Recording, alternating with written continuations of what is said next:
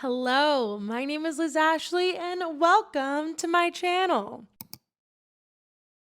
So today we are going to be talking about Mr. Beast. And if you've been on the internet lately, you've probably seen like every video of him. Everyone is talking about Mr. Beast and what is going on with him right now. And so I thought I would talk about it. I thought I would talk about it because I personally have never really liked Mr. Beast. I never really watched him. I didn't really know who he was until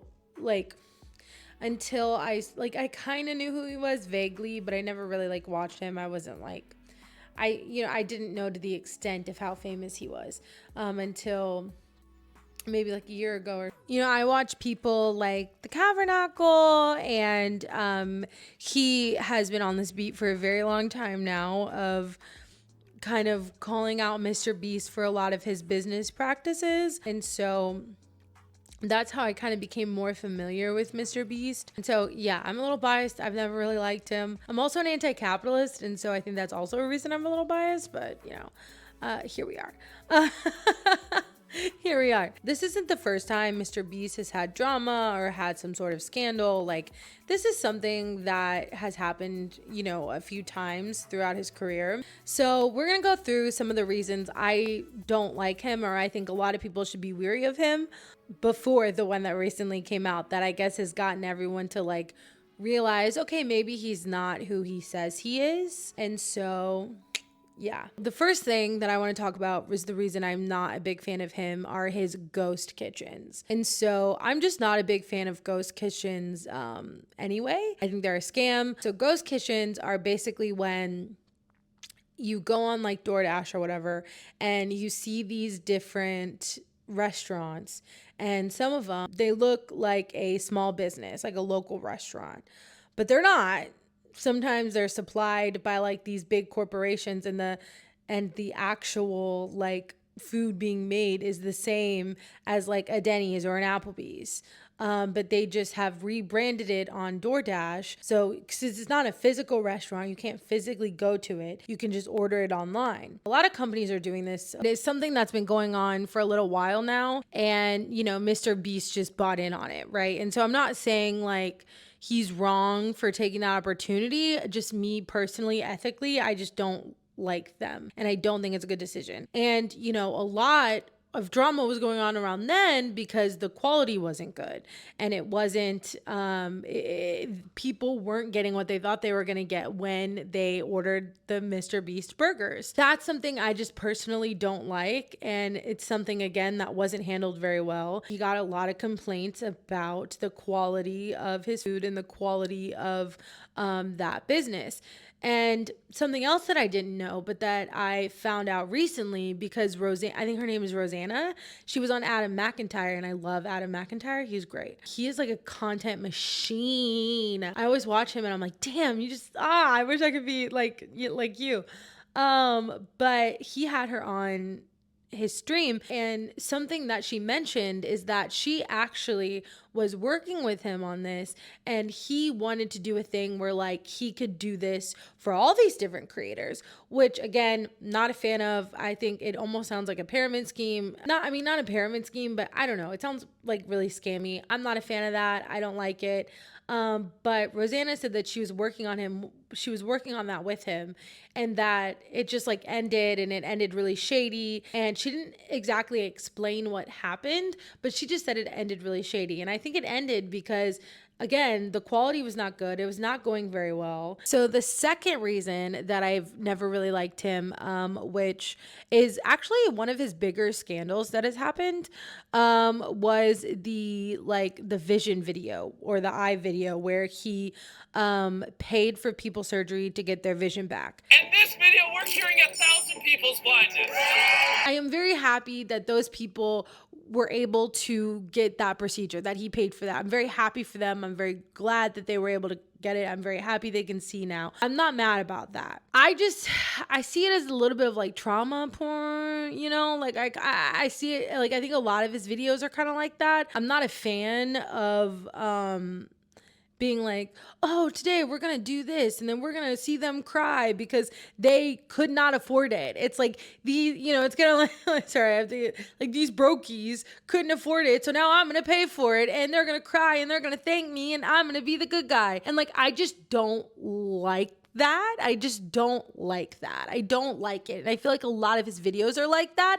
And it's something that just doesn't sit right with me. And a lot of people have said that as well. A lot of people were getting upset with him because this is a systemic problem in America that people cannot afford to get these life-changing, life-saving surgeries. They are not able to get because they just simply cannot afford it. And it is a problem. It has to do with it has to do with capitalism. But, so it's something wrong.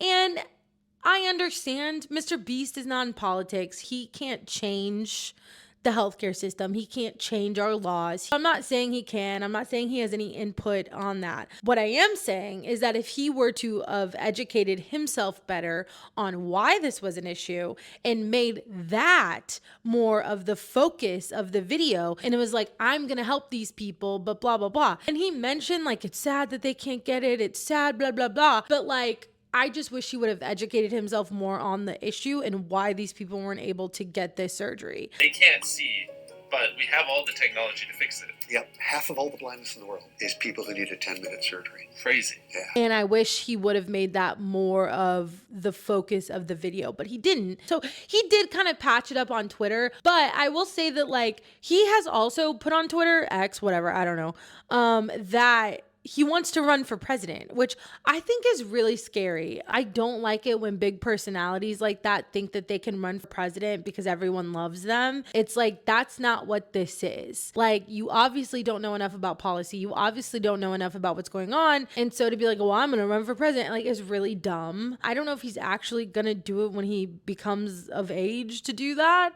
But like, I hope not, because that is actually really terrifying to me. I recreated every single set from Squid Game in real life, and whichever one of these 456 people survives the longest wins 456 grand.